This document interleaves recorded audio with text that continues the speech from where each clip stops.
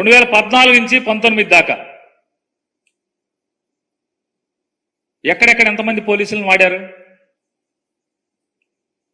సుమారుగా ఎక్కడన్నా వాడని 1800 నుంచి 2000 మంది పోలీసులని వాడారు కదా.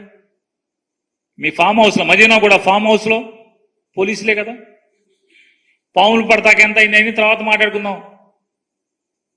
అట్లాగే మీ ఇంటి దగ్గర, జూబ్లీహిల్స్లో మీ ఇంటి దగ్గర, అలాగే కొన్నాళ్ళు చంద్రబాబు నాయుడు గారి శ్రీమతి గారు, లోకేష్ గారి శ్రీమతి గారు ఇల్లు పడగొట్టి హోటల్లో ఉన్నారు కదా. ఇల్లు కట్టేప్పుడు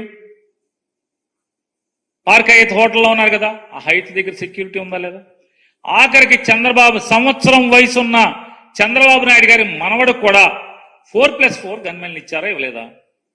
చంద్రబాబు నాయుడు గారి మనవడు సంవత్సరం వయసు దేవాంశ్ గారికి 4+4 గన్మెన్లు ఇచ్చారు. 4 గన్మెన్లని. 4 గన్మెన్లు అంటే సంవత్సరం వయసు ఉన్నటువంటి దేవాంశ్ గారికి 4 గన్మెన్లు ఉండొచ్చు. అధికారంలో ఉన్నటువంటి ముఖ్యమంత్రి సెక్యూరిటీకి 196 మంది ఉంటే 986 మందిని రాస్తారు. భువనేశ్వర్ గారికి ఉండేవాళ్ళు గన్మెన్లు, బ్రాహ్మణి గారికి ఉండేవాళ్ళు గన్మెన్లు. నేను ఉండటం తప్పని నేను అంటలా. ఏమండి రామోజీరావు గారు అబ్బాయి గారు, నేను ఉండటం తప్పని నేను అంటలా. మళ్ళీ తప్పుడు వార్తలు రాయబాకండి. తప్పే ఉంది మీకు అంటే పోలీసు సెక్యూరిటీ రివ్యూ మీటింగ్లో చంద్రబాబు నాయుడు గారి శ్రీమతి గారికి, కొడుకు గారికి, కోళ్ల గారికి, లోకేష్ గారు మంత్రి అవ్వకుండా కూడా సెక్యూరిటీ ఇచ్చారు. Z+ security. లోకేష్ గారు ఎమ్మెల్సీ అవ్వకుండా, మంత్రి అవ్వకుండా కూడా ముఖ్యమంత్రి కుమారుడి హోదాలో Z+ సెక్యూరిటీ ఇచ్చారు. ఇవ్వటం తప్పని నేను అంటలా, అవసరం లేదని నేను అంటలా, తప్పు పడతలా. అంటే ప్రాణాలు లోకేష్ గారి, చంద్రబాబు నాయుడు గారి, అండి రామోజీరావు అబ్బాయి గారు, చంద్రబాబు నాయుడు గారి, లోకేష్ గారి, లేకపోతే లోకేష్ గారి భార్య, చంద్రబాబు నాయుడు గారి శ్రీమతి గారి, లోకేష్ గారి అబ్బాయి గారి ఏ ప్రాణాలు జగన్మోహన్ రెడ్డి గారి ప్రాణాలు కాదా అని అడుగుతున్నాను. ఇంత తప్పుడు వార్తలు రాయాలా? ఇంత విషం చిమ్మాలా? మీ కసి తీరిపోయింది కదా. మీ విష ప్రచారంతో, ల్యాండ్ టైటిలింగ్ యాక్ట్తో, ఇట్లాంటి దుర్మార్గమైన రాతలతో జగన్మోహన్ రెడ్డి గారి దగ్గర నుంచి అధికారం లాక్కున్నారు కదా. మీకు సమ్మగానే ఉంది కదా. ఇంకా మీకు కసి తీరలేదు. ఇంకా తప్పుడు వార్తలు వండి రాస్తారు.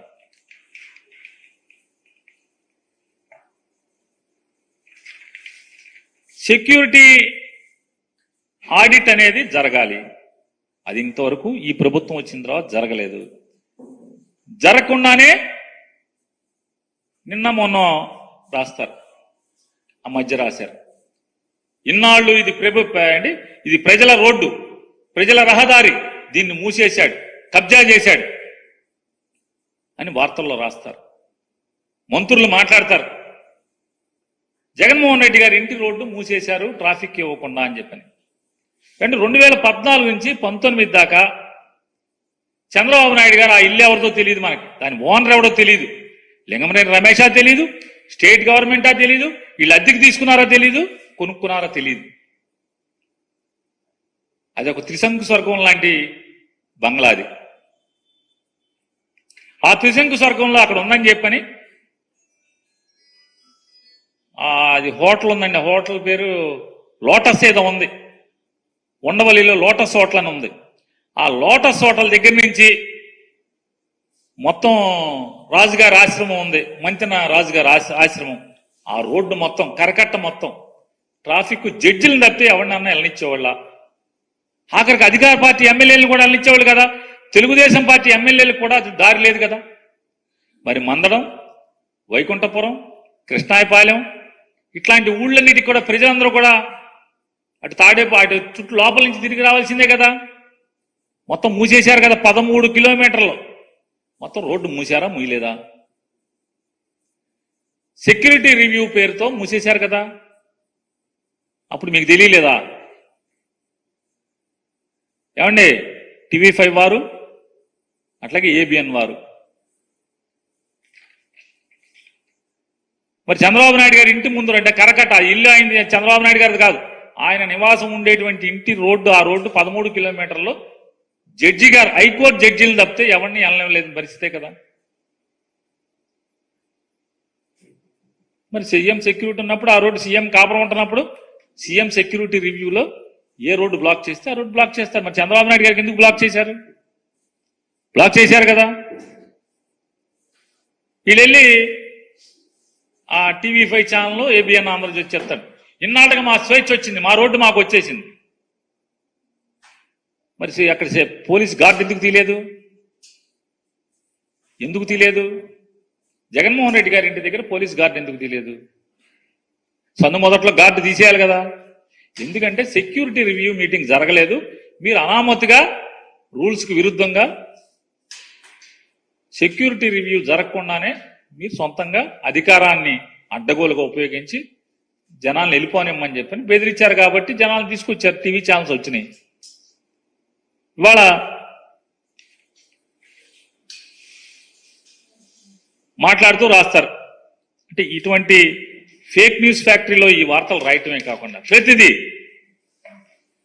తాడేపల్లి క్యాంప్ ఆఫీస్ గురించి, తాడేపల్లి క్యాంప్ ఆఫీసు ప్యాలెస్ అని మాట్లాడతాడు లోకేష్ గారు మాట మాటకి.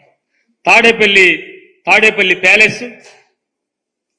నేను నారా లోకేష్ నాయుడు గారిని నేను ఒకటి రిక్వెస్ట్ చేస్తున్నా.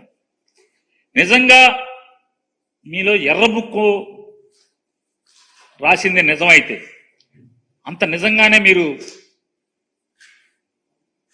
కలేజా ఉన్న రాజకీయ నాయకుడు అయితే నేను మిమ్మల్ని రిక్వెస్ట్ చేస్తున్నా, హైదరాబాద్ లో మీ జూబ్లీ హిల్స్ ఫోటోలు ఇంతవరకు ఎవరికన్నా చూపించారా? ఎవరన్నా ఒక్కసారి మీడియా టూర్ పెట్టండి. మీ హైదరాబాద్ లో జూబ్లీ హిల్స్ ఇంటికి మీడియా టూర్ పెట్టండి, సాక్షి ఛానల్తో సహా. అలాగే జగన్మోహన్ రెడ్డి గారి ఇంటికి కూడా మీడియా టూర్ పెడదాం. లేదా ఒక రిటైర్డ్ జడ్జితో వాల్యుయేషన్ కట్టిద్దాం, ఒక టీం వేద్దాం, గవర్నమెంట్ నుంచి ఒక టీం వేయండి. మీ ఇంటి ఖరీదు, మీ ఇంటి బయట గోడల ఖరీదు, మీ ఇంటి గోడలు ఎంత ఎత్తున్నాయి, మీ ఇల్లు ఎంత విశాలంగా ఉంది, ఎన్ని వేల చదరపు అడుగుల్లో హైదరాబాద్ లో జూబ్లీ హిల్స్ లో ఈ గడిచిన 2000 ఓడిపోయిన కాంచి 2019 నుంచి 24 దాకా మీరు, మీ నాన్నగారు, మీ అమ్మగారు, మీ శ్రీమతి గారు, మీ అబ్బాయి గారు కాపురం ఉన్నటువంటి ఇల్లు విలువెంత, ఇంట్లో వాడిన రాయి ఏంటి, జగన్మోహన్ రెడ్డి గారి ఇంట్లో వాడిన రాయి ఏంటి, దాని విలువెంత, దీని విలువెంత, జగన్మోహన్ రెడ్డి గారి ఇంట్లో బాత్రూముల్లో కానీ లేకపోతే ఆయన ఇంట్లో కానీ వాడుకునే సామాను విలువెంత, మీ ఇంట్లో సామాను విలువెంత, జగన్మోహన్ రెడ్డి గారి ఇంట్లో సోఫాలు ఖరీదెంత, మీ ఇంట్లో మీరు వాడుతున్న సోఫాలు ఖరీదెంత, ఆడిట్ చేద్దాం రండి.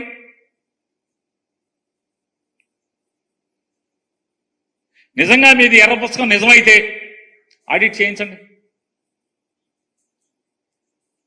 ఒక సిట్టింగ్ జడ్జితో ఒక టీం వేసి ఆడిట్ చేయించండి. మొత్తం మీ ఫోటోలు, మీ ఇంటి ఫోటోలు బయటకు ఎందుకు ఎవరు? పవన్ కళ్యాణ్ గారు కూడా మీ ఇంటికి వస్తే మీ ఇంటి లోపల సోఫాలో కూర్చున్న ఫోటో ఇస్తారు తప్పితే మొత్తం మీ ఇల్లంతా ఎందుకు తీయనివ్వరు? తీయాలి కదా. మీ ఇల్లు ప్యాలెస్. ఇంతవరకు ఈ ప్రపంచానికి కనీసం ఎవరికి గృహప్రవేశానికి భోజనం కూడా పిల్లలేదు కదా ఎవరిని. మీ ఇంటే రానివ్వరు కదా, ఫోటో తీయనివ్వరు కదా.